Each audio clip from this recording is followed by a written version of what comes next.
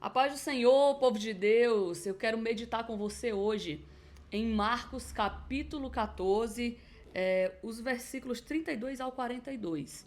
Essa passagem ela é muito conhecida e ela é muito profunda, fala muito aos nossos corações. Vai falar do momento em que Jesus estava no Getsêmani, o momento em que antecedeu a prisão e tudo o que aconteceu com Cristo até a sua crucificação. E o versículo-chave que eu gostaria de ler com você está lá no versículo 34, que diz assim: E disse-lhe, a minha alma está profundamente triste até a morte. Ficai aqui e vigiai.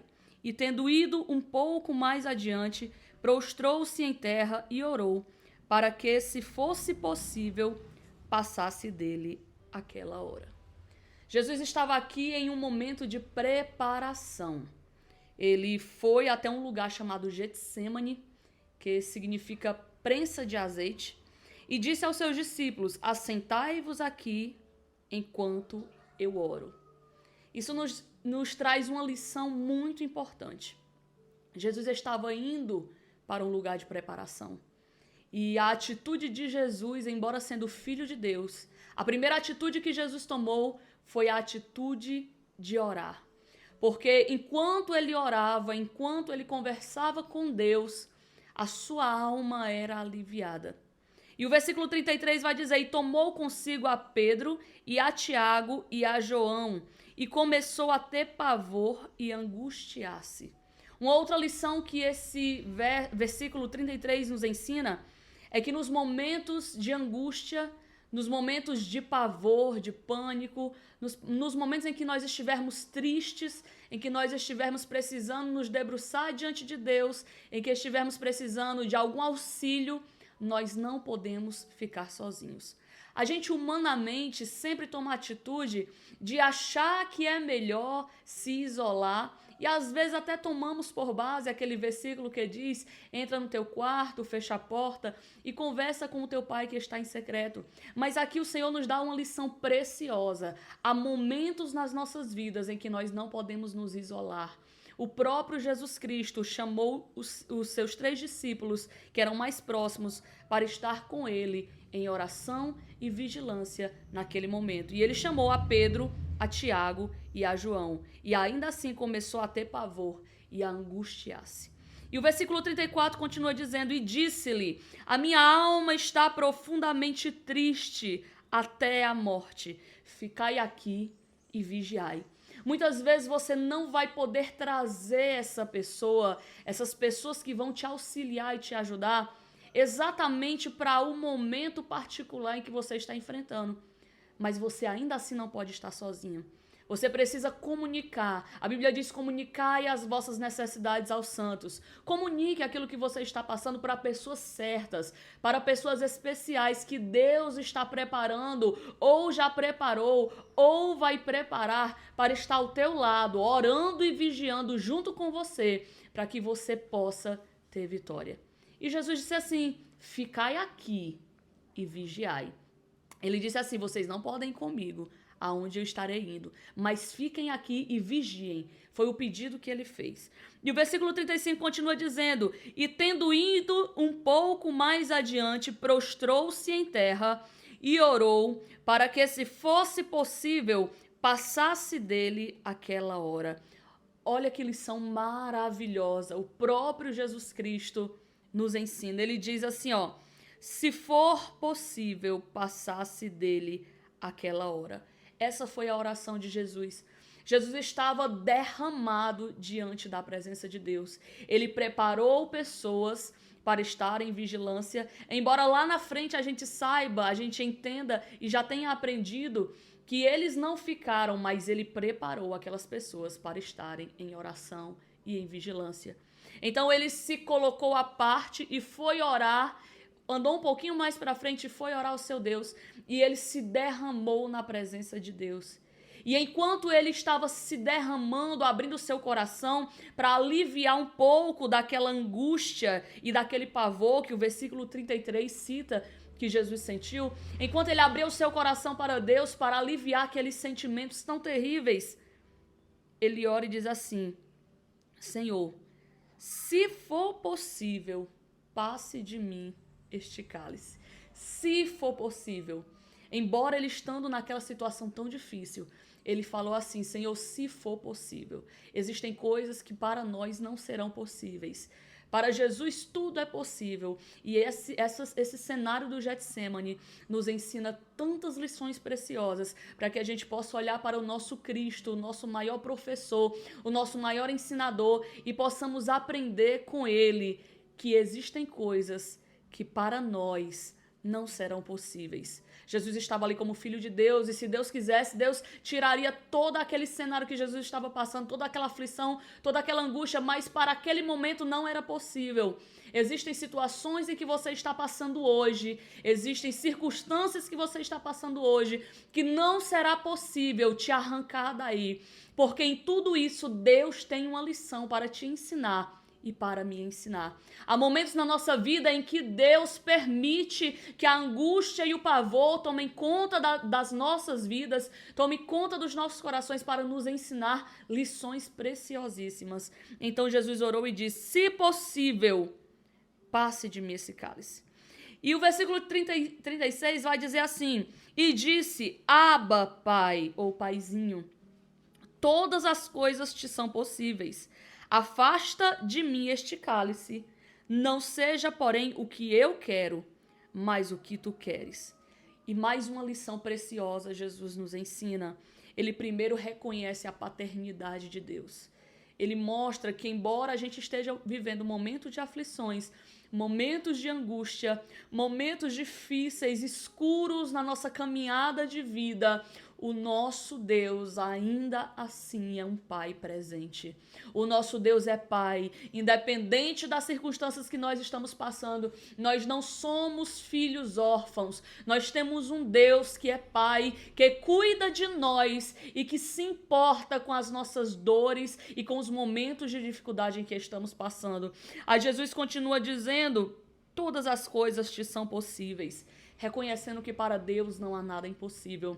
Eu quero te dizer, minha irmã, meu irmão, você que está assistindo esse vídeo e que de alguma forma está sendo edificado por essa palavra, todas as coisas são possíveis para o Deus que nós servimos, mas há momentos em que Ele não tirará o pavor e o temor das nossas vidas, para que a gente possa se debruçar aos seus pés e orar e clamar a Ele por socorro.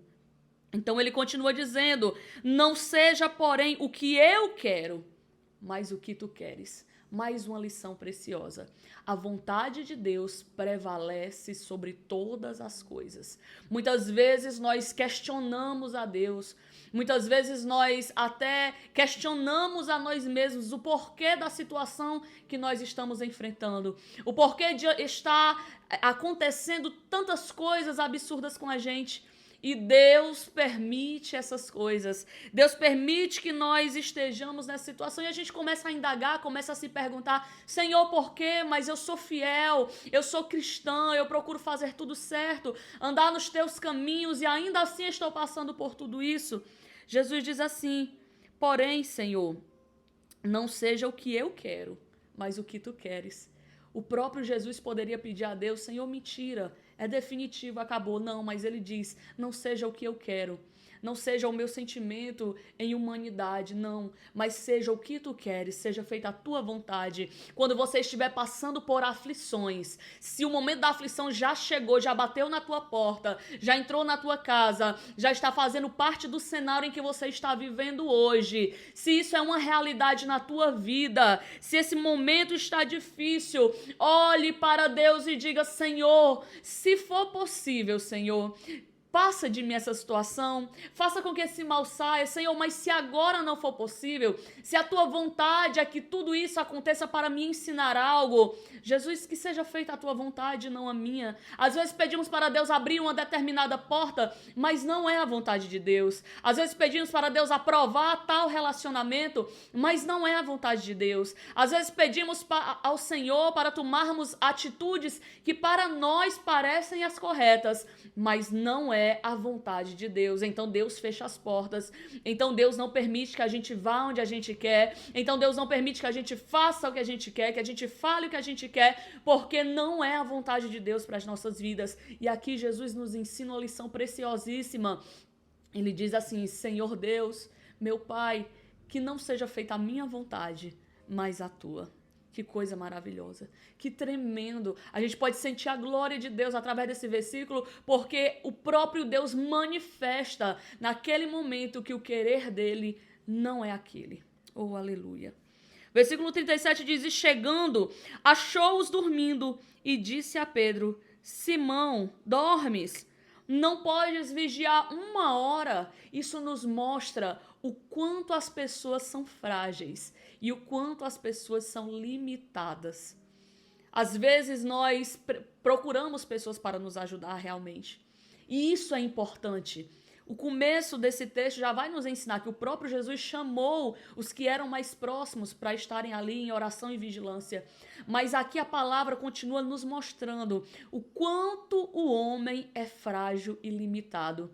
Aqueles homens estavam exaustos, estavam tristes e eles dormiram. Eles não conseguiram ficar em vigilância para orar e vigiar por aquela situação tão difícil que Jesus estava passando. Então Jesus chega, encontra eles dormindo e Jesus faz uma indagação: não podes vigiar 1 hora sequer? Muitas vezes aqueles que nós iremos compartilhar e pedir oração poderão até ir conosco para o campo de batalha, mas eles não serão os que nos trarão alívio. Eles não serão os que irão ficar até o final com a gente, não. Eles irão dormir no meio do caminho, eles irão parar. Mas se você estiver debruçado diante do seu Deus, do seu Pai, do seu paizinho, assim como Jesus fez, que se derramou aos pés de Deus para aliviar a angústia da sua alma, pode ter certeza que Deus te dará a vitória. Oh, aleluia. E o versículo 38 vai dizer: vigiai e orai, para que não entreis em tentação. O espírito, na verdade, está pronto, mas a carne é fraca. Naquele momento de angústia, Jesus foi trazer crescimento espiritual para dentro de si. Ele foi aos pés de Deus. Ele estava como um homem ali naquele momento, e ele estava angustiado e apavorado, talvez em um nível alto de uma ansiedade profunda, e ele se debruçou diante de Deus e orou e falou: Senhor, se for possível, afasta de mim esse cálice, contanto que não seja feita a minha vontade, mas a sua. E ele encontra aqueles 2 discípulos dormindo. Ele diz: vigiai e orai, para que não entreis em tentação. Jesus estava pronto. Jesus estava com o espírito fortalecido, porque no momento da sua angústia, ele não dormiu como aqueles 3 fizeram. Ele foi orar aos pés de Deus, ele foi conversar com o seu Pai em secreto. Mas os discípulos estavam dando mais lugar à carne. Os discípulos estavam enfraquecidos, humanamente falando, estavam adormecidos. E ali eles dormiram e não puderam orar e vigiar com o seu Senhor. E foi outra vez e orou, dizendo as mesmas palavras. Jesus ainda estava angustiado. Jesus estava ainda apavorado. Quando ele volta e vê os seus discípulos dormindo, ele olha e diz assim: vigiai. É como se você olhasse para a pessoa que você pediu ajuda e dissesse: você não pode me ajudar. Eu depositei minha confiança em você, você não pode me ajudar. Você está dormindo, está parado, está inerte. Você volta para o seu quarto de oração e fala as mesmas palavras para o teu Deus. E a resposta é a mesma. Deus não quer que esse fardo, que esse cálice passe de você agora. Oh, aleluia. Jesus foi outra vez dizendo as mesmas palavras. E ele voltou outra vez e achou-os outra vez dormindo, porque os seus olhos estavam carregados e não sabia o que responder-lhe.